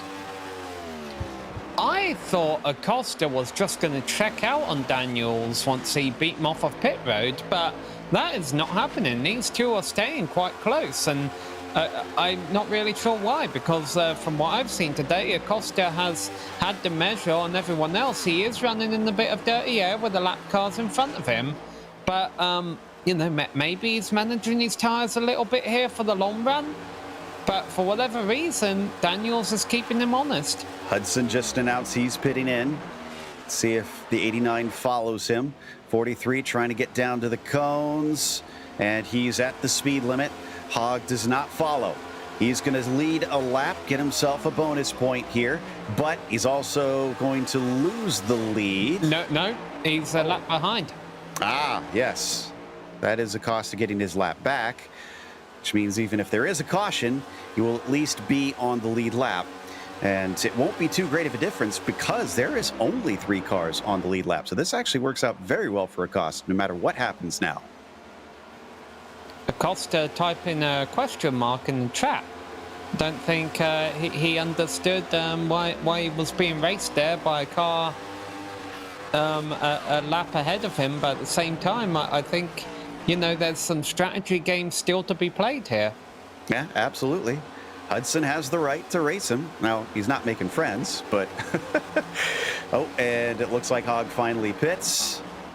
So the 89 is eventually going to be able to get rubber here, and he's going to have about 27 laps to use it to see who he can chase down. Now, I doubt he's going to have the advantage over Acosta. There's only about 7 laps difference. But I look at guys like Waldo Walden, 17 laps on those tires. Luke Christian, 17 laps on those tires, 20 on Robert Besaw. Likely, I think you're going to see Eric Hogg be able to really blast back through this field.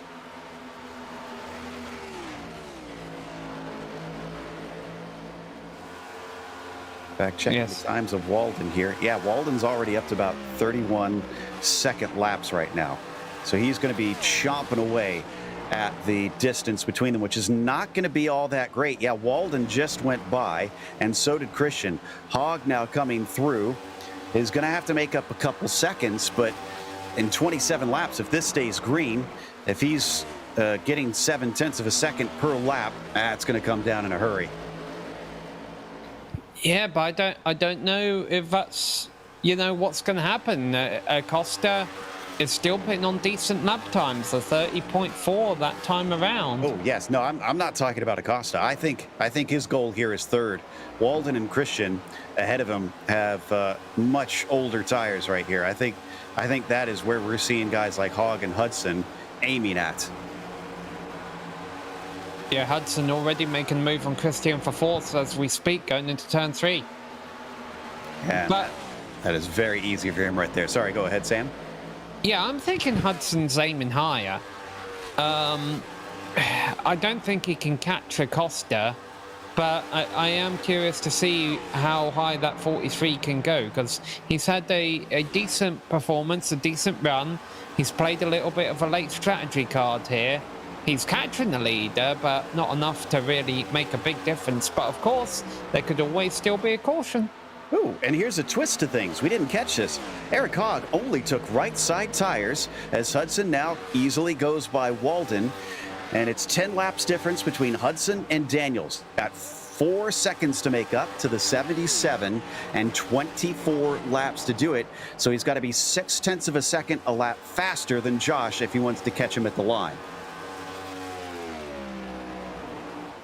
Daniel's lap times have dropped off of a cliff. He was running about 30.3s until about 5 laps ago, and every lap he's done since then has been about a 30.7, 30.8. That time around a 31. So Daniel's car is going in the wrong direction, and I do wonder if Hudson could easily get second from him here. I don't know about easily, but remember the gap I said, 0.6 of a second? It was about 6 to 0.7 that time.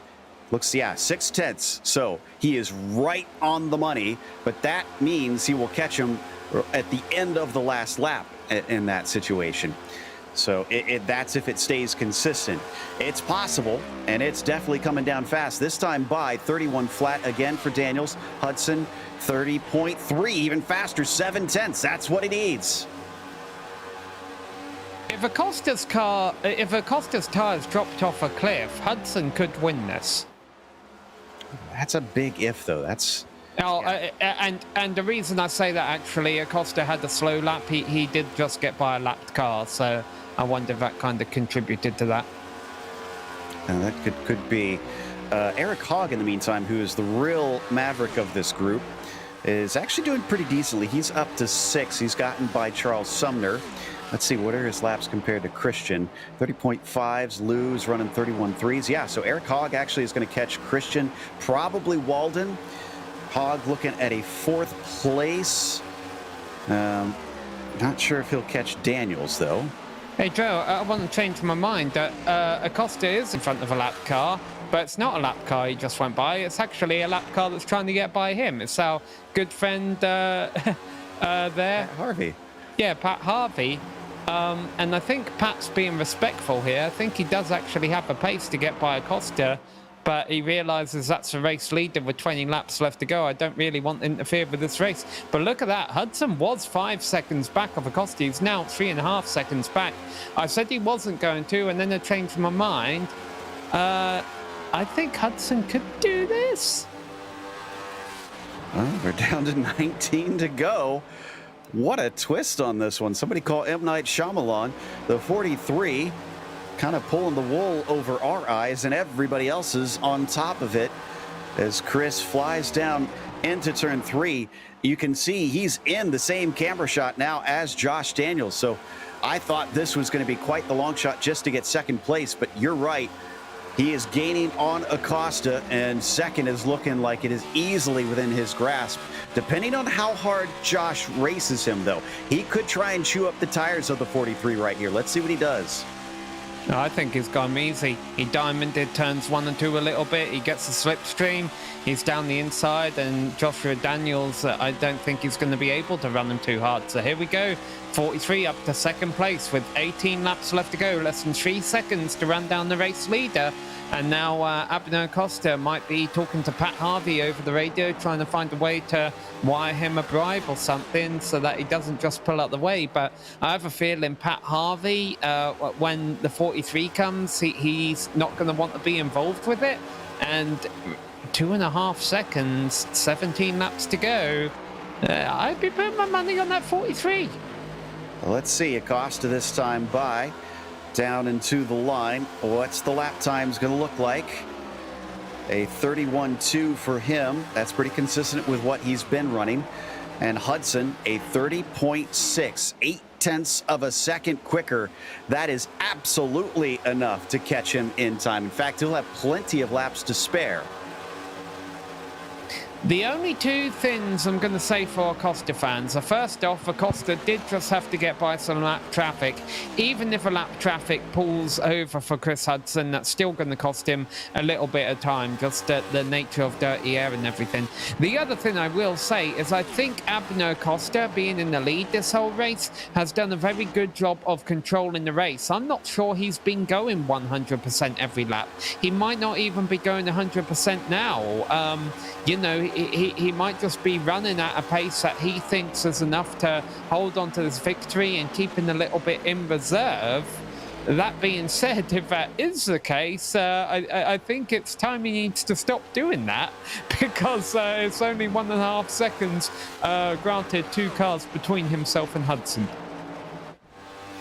Hudson has just run this to perfection. We got to remember, he started this race in 12th. That's not horrible qualifying, but in terms of the pack, obviously, he's in the latter half of the field with that time.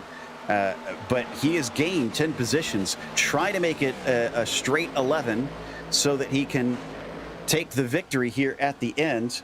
And Hudson has not had a victory yet in this season. He's only had 4 top 5s in the 5 rounds. It's been a bit inconsistent for him. He had a 0 score back at round 4 even. He could have maybe been in the hunt if things had just been a little bit better to him throughout season 2 here. And he's trying to end this on a high. And lap traffic playing a role for both drivers right now. Less than 7 tenths between them. Did that car get in the wall a little bit there? Matt Witt, I think, might have grazed the wall. The drivers have got to be a little bit careful around all this lap traffic. 31-2. Again, you talked about perhaps the 5 is managing his pace, not running all the way. And I'd say what we're seeing out of him really merits that, because it's just, it's very steady each lap. Doesn't really lose a lot of time, just kind of running consistently. But Hudson is now within 0.2 of a second. Harvey's getting out the way. Harvey's on the radio, Joe. He's telling him he's letting him by. So here we go, 1 and 2. No more lap traffic between them now. And if I know Acosta, he already knows the point situation. He's got to know that he has this championship won. He's got nothing to lose here. But neither does Chris Hudson, other than just wanting to take the victory. So if we find ourselves with both drivers willing to take the risks, how is this going to end for them? Could we get Josh Daniels taking a surprise victory? Costa already going defensive there on the low line. He knows if he leaves that bottom groove over for Hudson, it's game over. But this is what Hudson's doing. He went a little bit high in turn 1 to try and diamond the corner, get the runoff of 2. Acosta's really going to have to block here down the back straight, or else I think it's going to be Hudson's. He does throw a little bit of a block to the inside, but I think it's just a matter of time. I think Hudson has too much of a pace advantage. We'll see how defensive Acosta can be. You know, it's a bit harder for Hudson to make a move down the front straight because it's not exactly straight. But I think if Hudson just gets a little bit high in turns 1 and 2 here, and he's doing that, gets a real nice run coming out of turn 2, he can try and throw it to the inside. And right here, right on the inside, is where he can make his move. And that's where Acosta's defending. Here they go, side by side. Hudson's on the high side. Can he get it down the long way around? He's going to try it. It looks like he's got the shoes to do it. Look at that. And to the lead, Chris Hudson, with proper strategy, with incredible management of his rubber, is now your leader with 8 laps to go in the 43 car. It looks like he might be able to outrun Acosta. He can't make any mistakes, though. I'm sure Avner's not going to give up easily. Yeah, we'll see. Of course, and obviously would change everything around, especially with there only being 9 cars left on the lead lap and the opportunity of having an extra green-white checkered finish. But right now, things very much looking in Hudson's favour. So, you know, I was thinking short pitting was the way to go in this race if you really wanted to make something happen. But it turns out the reality, the way Hudson has made this happen is by taking care of his tyres so that he could go long. And even though he did the opposite of short pitting, you know, he went long, he lost a lot of time during that pit cycles. He didn't lose, well, he lost time, but he didn't lose a lot of time. He was able to run consistent laps on old tyres through on these old tyres through the pit cycle. And when he got out there on much fresher tyres than everyone else, he's just been able to run them down in the long run. And now he finds himself with a 0.3 of a second lead with 6 laps left to go. Still not out of the woods yet. A little bit of lap traffic. But like I say, Joe, a well-played strategy race to get him to this point where it looks like he should be able to win the race. But that being said, anything can happen in motor racing. And we've got 5 laps left to go and still some battles out here on the racetrack left to be resolved, and who knows if any of those could end a little ugly. Now, I was trying to figure out the point situation for second, because obviously Daniels wants to try and overtake Dinkel, get P2, but I believe he's going to be 1 point short here in 3rd place. He needed to catch Acosta and couldn't do it, or he needs, well, no, he can't do anything because Dinkel's stuck in 18th. That's as low as he can go down there. So Dinkel, no matter what, is getting those 25 points. Daniels has to make this pass to tie him, but unfortunately, I think he's going to lose a tie as well. Daniels actually needed the win, it looks like. Yeah, again, things could still happen. We've got this battle for 7th going on right now between Basor and Gandhi, which you see on your screen. And I think, if I remember correctly, these two came into the pits on the same lap. So there's no tyre advantage here, really. I'm also keeping an eye on that interval between the 2 leaders. I thought Hudson would have ran away from Acosta. He is extending the gap, but it's only half a second. And, of course, there is always the complication of the bonus points as well. And it looks like the 2 that should theoretically be available to Josh Daniels is whether or not he's led a lap in this race. and whether or not he's able to take the fastest lap, which is not decided until this is over. So I'll have to try and figure out whether he has those. The fastest lap we'll be able to figure out pretty easily, and he actually might have that. I think Josh Daniels? No, looks like Charles Sumner is our fastest driver so far with a 30.111. So he's going to take that bonus point, which means that leading a lap is the only one that we could see Josh Daniels take to try and complicate this second place issue. And a magical moment about to come for Hudson here, because when the white flag comes out, that means we're racing to the checkered. Which means unless he makes a big goof here at the end, this is his race. And what a race it was for Chris Hudson. Here we doubted him there mid-race. We thought this is Acosta's, nobody's going to catch him. But Chris had other plans. He played that to a T. And as he comes around to the finish, Chris Hudson is going to be your winner here today for the final race of the season in the PRL NASCAR Cup Series. Abner Acosta finishes on the podium and is your champion for the first time in the Cup Series. Daniels is likely going to be losing out on that second place, just barely on the points by our estimations, but we'll try and get that official here soon. But still a nice podium for the 77, 11 positions up for Chris Hudson on this race. That was something to behold. Sometimes it's not the most of exciting races that you need to admire. Sometimes it's those that are just won on strategy that was played to perfection, and that is what was done today by Chris Hudson. A single caution early in the race set us up for quite the finish, and he had it down. As he celebrates, we're going to take a quick break. We'll come back with the unofficial results as well as driver interviews, so stick around.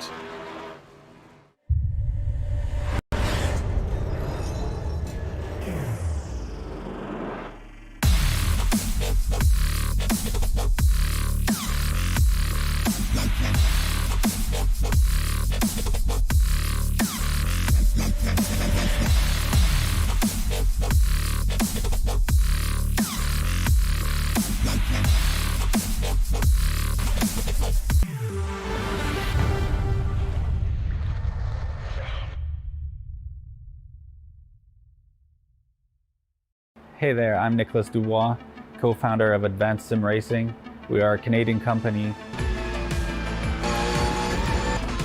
So what we did here today is for a real petrol head. He's really passionate about cars, as you can see behind me. We did a turnkey solution for him based on his needs. We try to gather as much information as we can on our client.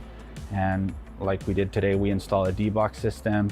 We install ultra-wide cube control steering wheel. We try to provide the best quality for your budget. So let's say if you want a budget of 10 grand, we're gonna give you something that's the best for 10 grand. If you want 20 grand, then we always try to stay within your boundaries. We do try to make it as easy as possible. So the client, once we install everything, it's pretty much gonna be a turnkey. So he's gonna press start on his computer, and right after, we'll try to explain everything, how it goes, how it works, and then he's ready to go. Our aluminum is from USA, treated in Canada, cut in Canada. So we do sand all our aluminum piece just to make sure the powder coat sticks to it. And that's one of the reasons why we use powder coat, is to make sure you have the best aluminum finish in the industry. And our quality is beyond what you can get with any other competitors right now.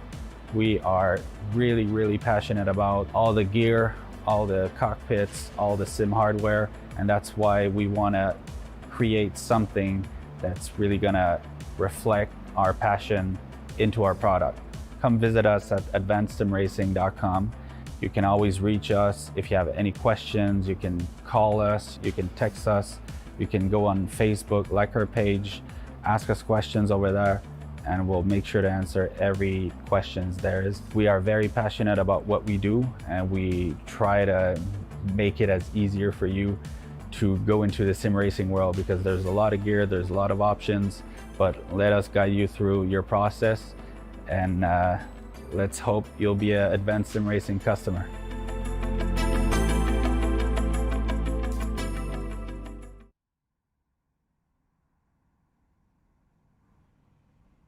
Welcome back to Charlotte Motor Speedway. The season finale saw Chris Hudson win the battle, but it was Abner Acosta who won the war as Chris took the victory and Abner, in second, managed to clinch his championship today. Josh Daniels finished third and was just shy of that second place in the points, trying to overtake Dinkle, who had a bad day today. Seemed quite upset. He left very quickly as Waldo Walden was fourth and Lou Christian finished P5. It's Charles Sumner with a pretty decent race, honestly, although a bit of an unorthodox one. Finished in sixth. Robert Besaw Jr. unfortunately went backwards from the front row down to seventh. And then Skip Gandy, interestingly, was the last one on the lead lap in eighth. Josh Conker, a bit out to lunch today. I don't know. It seems like we heard he maybe lacked practice out there. He finished in ninth, even though he had good qualifying with fourth. And then rounding out the top 10, it was Mike Witt. Yeah, and Basaur and Gandhi were battling for that 7th and 8th on the final lap there. I was kind of like, oh, Gandhi, throw it at him. You know, you're the last car's on the lead lap. If you're both wrecked, you get 7th and 8th anyway, but whatever. They kept it clean. Eric Haag came home in 11th place. Sure, he's not too thrilled about that. I think he had an unscheduled pit stop there towards the end. Tom Amassi looked like he was going to try and do the one stop there in the middle. Never worked out for him. Finished 2 laps down in 12th place. Jose Medina down there, multiple laps in 13th. Pat Harvey, connection issues at the start of a race, so we never really got to see what he could do. All the other cars there, including Trent Dinkle, were involved in a multi-car accident toward the start of a race, and their races were very short.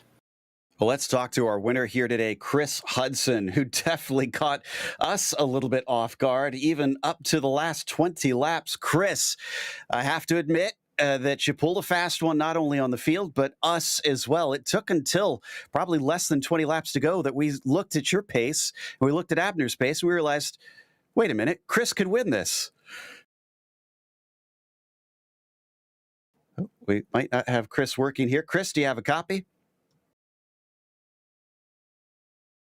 Well, looks like we might not have... Hey, sorry about that. Oh, here we go. Now we got Chris. Chris, well, I guess we caught you off guard instead, yeah. But I was saying that we caught you off guard there, or you caught us off guard in the race because it was very late before we realized you had the speed to chase down Abner.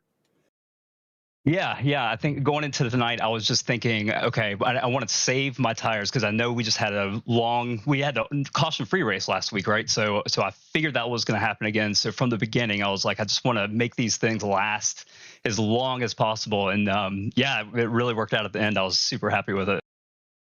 Well, did it surprise you just as much then? Because the way Abner led this race, we thought everything was pretty much under control from him. And that's why it caught us by surprise, that it seemed like you suddenly were gunning him down. Yeah. I was watching the lap times, and that middle stint, we were pretty even on lap times. And then after he pitted, I stayed out, I think maybe 7 to 8 laps longer than he did, and I figured that might be enough to give me that speed there at the end to get him, and yeah, it worked out. Well, this is a nice way to end things, finally getting that win for the season, and as always, when not being in the championship, does this kind of put you on the right foot to start the next season? Yeah, definitely. This is huge. I mean, I'm so excited because these guys have been racing, for a few seasons. My first win, my first podium, I think. First time I've talked to you guys. So yeah, I'm super pumped. I'll take this momentum in the next season, and yeah, we'll run for the championship next time. Wow, I actually didn't even know that stat. Congratulations, big congratulations. Who helped make this possible? Oh, well, first of all, PRL is a great organization, a great league. I really, really loved racing here. It's been almost a year now, so a really great job to them. I want to say hi to my mom and dad, and you guys for the awesome broadcasts. We have friends and family that tune in, and it's always a fun highlight of the week to talk about the race and get ready. And you guys just make it that much more special. So appreciate it. Well, thank you very much. That was Chris Hudson there, taking his first ever win in the PRL. He's got to be ecstatic here today. And it might not be a win for Abner Acosta, but I think that probably pales in comparison, Sam, to his first PRL Cup championship. Yeah, let's ask him, how are you feeling, Abner, after all that?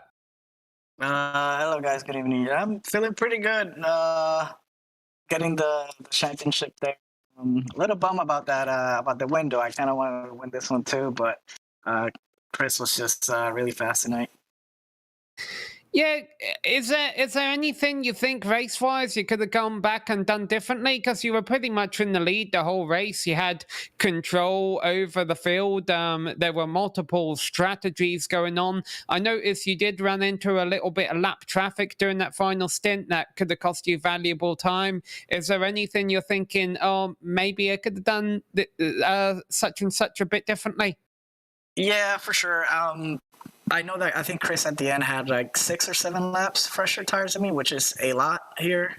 I think I definitely pitted too early on my last stop. I mean, I know he was second, but he wasn't really gaining. I think I had him at like 1.8, and we were just playing around that time. So I think I should have just pushed it off, but I think what messed me up, I saw Josh Daniels pit, and I figured, okay, maybe I need to pit because he's going to come out ahead, but I shouldn't have worried about him. I think that's where I dropped the ball, just pit it too early, and then Chris having obviously 6 laps fresher tires, just there was nothing I could do at the end there to hold him off. Well, I know you're not too thrilled about the fact that you finished this race in second, but you finished this championship in first.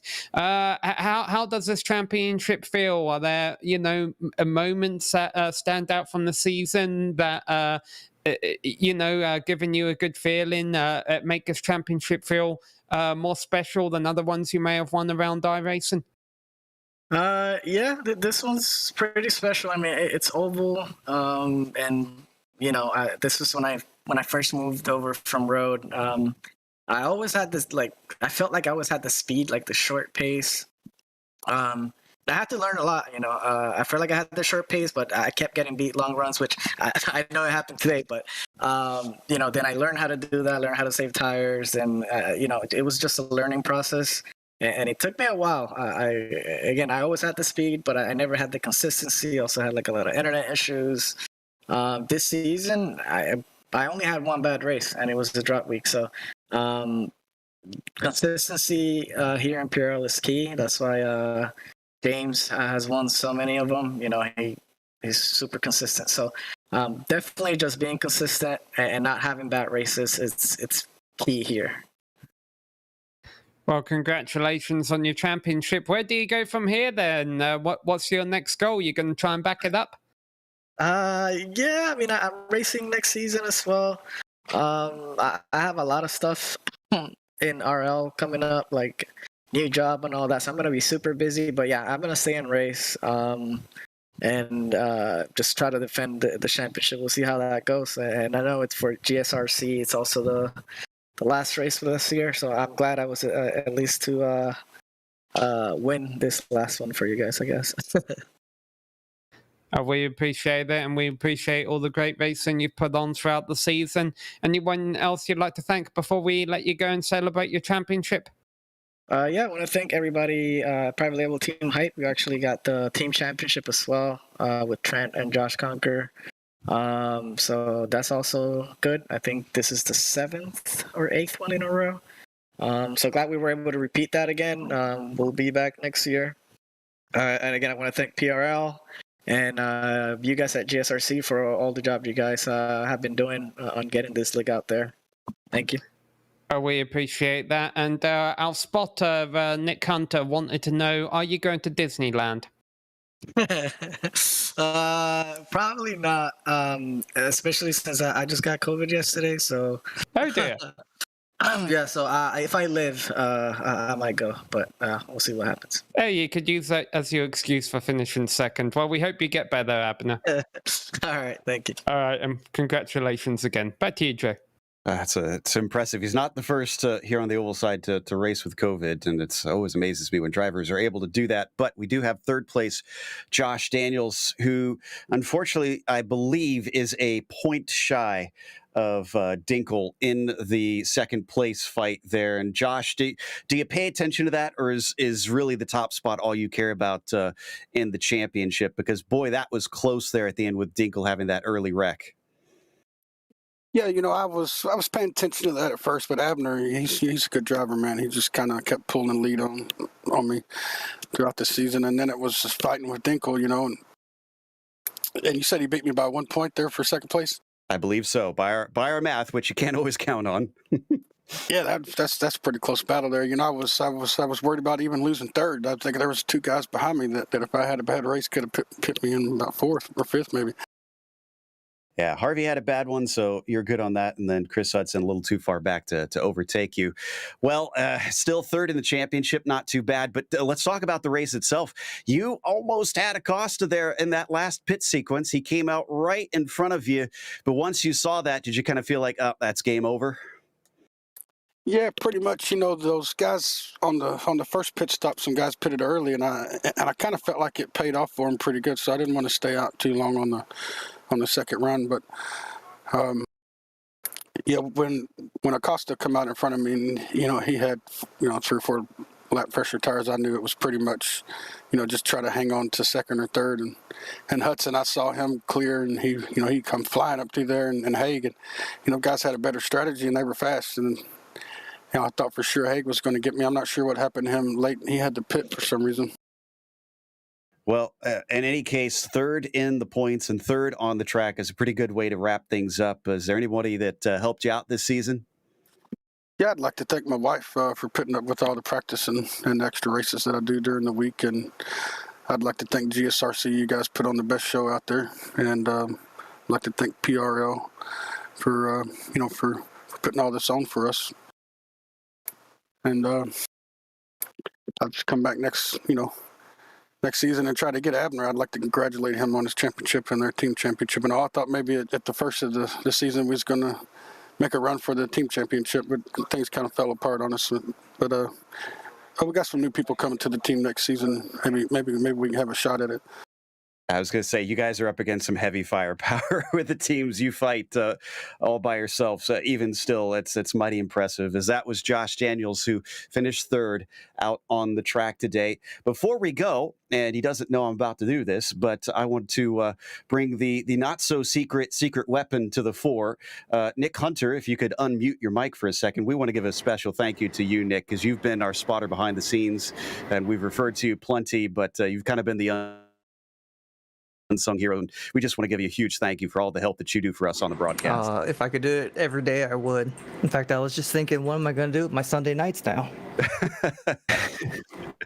Well, again, you make this a real joy, and honestly, it helps us sending you to do legwork a lot of the times behind the scenes. So, can't thank you for all you've done the past couple seasons here. So that's Nick Hunter, our spotter here for the PRL Cup Series, and that's going to wrap us up. As we want to thank the sponsors as well before we go, which include ASR. They design and build the sturdiest and most durable aluminum profile racing simulation cockpits available in the market today. Visit them at advancedsimracing.com, as well as RaceLab. It helps you to improve your driving skills. Start using it now for free at RaceLab.app, as well as ButtKicker. Feel what you've been missing at thebuttkicker.com. And finally, NinjaTrader.